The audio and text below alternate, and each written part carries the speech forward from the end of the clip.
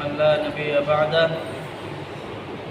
أما بعد فأعوذ بالله من الشيطان الرجيم بسم الله الرحمن الرحيم قال الله تبارك وتعالى يا أيها الناس قد جاءكم الرسول بالحق من ربكم فآمنوا خيرا لكم وإن تكفروا فإن لله ما في السماوات والأرض وكان الله عليما حكيما یا ایھا الناس اے لوگو قد جاءکم یقیناً تمہارے پاس آیا ہے الرسول یہ رسول بالحق کی حق کے ساتھ من ربکم تمہارے رب کی طرف سے فآمنوا تم اس پر ایمان لاؤ خیر لکم تمہارے لیے یہ بہتر ہے وَإِن تَكْفُرُوا اور اگر آپ نے کفر کیا فَإِنَّ اللَّهَ یقیناً اللہ رب العالمین لِلَّهِ مَا فِي السَّمَاوَاتِ وَالْأَرْضِ آسمان اور زمین کا مالک ہے اسی کے لیے ہے آسمان اور زمین وَكَانَ اللَّهُ اور ہمیشہ سے اللہ رب العالمین علیما خوب علم رکھنے والا ہے حکیمہ خوب حکمت والا ہے۔ اس آیات مبارکہ میں اب قرآن پاک کی صداقت اور قرآن پاک کی سچائی کو بیان کرنے کے بعد لاریب کتاب ہے اس کو بیان کرنے کے بعد رسول اللہ صلی اللہ علیہ وسلم کی نبوت کی صداقت کو بیان کیا جا رہا ہے۔ فرمانے کہ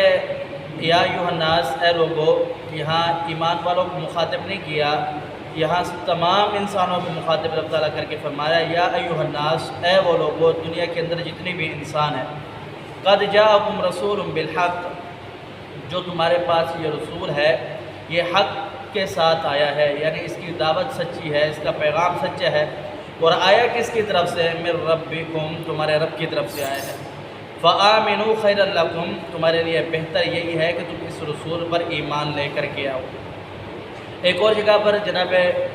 رسول اللہ صلی اللہ علیہ وسلم کی تعریف کرتے ہوئے اللہ رب العالمین فرماتے ہیں قد من اللہ علی المؤمنین اذ بعث فیہم رسولا منہم یتلو علیہم آیاتہ ویزکیہم ویعلمہم الکتاب والحکمہ۔ اللہ رب العالمین نے یہ جو رسول یہ جو پیغمبر یہ جو نبی تمہارے درمیان بھیجا ہے یہ نبی یہ رسول یہ پیغمبر آپ کو تزکیہ نفس کرتا ہے آپ کے دلوں کو پاک کرتا ہے آپ کو اللہ کے کلام کی دعوت دیتا ہے آپ کے جو گناہ ہیں ان سے آپ کو ڈراتا ہے اور آپ کو نیکی کی طرف دعوت دیتا ہے۔ مفسرین نے اس آیات کی تفسیر میں لکھا کہ رسول اللہ صلی اللہ علیہ وسلم کو جب اللہ رب العالمین نے بھیجا تو مومنوں پر ایک احسان جتلایا کہ میں نے مومنوں تمہیں نبی رسول پیغمبر بھیجا ہے ایسا رسول ایسا پیغمبر کہ جس کے بارے میں رب تعالیٰ فرماتے ہیں من اللہ من کا مطلب ہوتا ہے کہ اس کا نعم البدل کوئی چیز ہو ہی نہیں سکتی ایسا احسان جتلایا ہے رب تعالیٰ نے۔ اور مفسرین نے لکھا ہے کہ اگر رسول اللہ صلی اللہ علیہ وسلم کو اللہ رب العالمین نہ بھیجتا حالت و کیفیت اس وقت دنیا کے انسانوں کی یہ تھی کہ مکہ کے اندر بیت اللہ کے اندر جس کو محض اللہ رب العالمین کی صرف عبادت کے لیے بنایا گیا تھا اس کے اندر 360 بت رکھے ہوئے تھے۔ مفسرین نے لکھا کہ اگر اللہ رب العالمین رسول اللہ صلی اللہ علیہ وسلم کو اس وقت نہ بھیجتا تو پھر قریب تھا کہ اللہ رب العالمین قیامت بھیج دیتا قیامت آ جاتی یہ زمین پھٹ جاتی آسمان گر پڑتا اور یہ زمین چٹیل میدان ہو جاتی ریدہ ریدہ ہو جاتی۔ اللہ رب العالمین نے پیغمبر علیہ السلام کو بھیج کر کے اس امت پر ایک بہت بڑا احسان کیا اور فرمایا کہ اے مومنو ہوش کرو میں نے تم پر ایسا احسان کیا جس کا نعم البدل ہی نہیں۔ فرمایا لقد من اللہ اور یہاں پر اللہ رب العالمین فرما رہے ہیں کہ اے لوگو یہ جو رسول آیا ہے یہ اللہ رب العالمین کی طرف سے آیا ہے یہ حق لے کر کے آیا ہے آیا بھی رب کی طرف سے آیا بھی حق لے کر کے ہے اور تیسرا فرمایا کہ تمہارے لیے بہتر یہی ہے کہ تم اس رسول پر ایمان لے کر کے آؤ۔ آگے رب تعالیٰ فرماتے ہیں وَإِن تَكْفُرُوا فَإِنَّ لِلَّهِ مَا فِي السَّمَاوَاتِ وَالْأَرْضِ اگر کوئی شخص اس رسول کا انکار کرتا ہے یا اللہ رب العالمین کا دین کا انکار کرتا ہے تو پھر وہ یاد رکھے زمین اور آسمان کے اندر جتنی بھی نعمتیں ہیں جتنی بھی اللہ رب العالمین کی مخلوق ہے یہ ساری کی ساری اللہ رب العالمین کے تابع ہے۔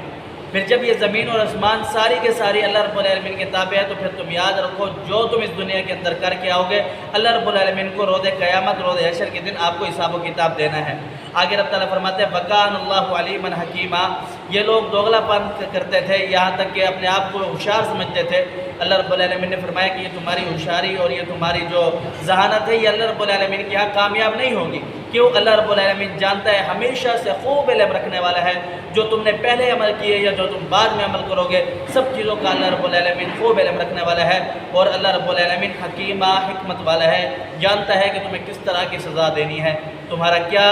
انجام ہے آخر میں۔ اللہ رب العالمین نے اس آیات میں اپنے رسول کی صداقت کو بیان فرمایا، اور یہ بیان فرمایا کہ اگر کوئی میرے رسول کا انکار کرے گا، کفر کرے گا، تو پھر اس کے لیے آخرت میں دردناک عذاب ہے۔ اللہ سمجھنے عمل کی توفیق دے۔ اقول قولی ھذا استغفر اللہ لی ولکم ولسائر المسلمین۔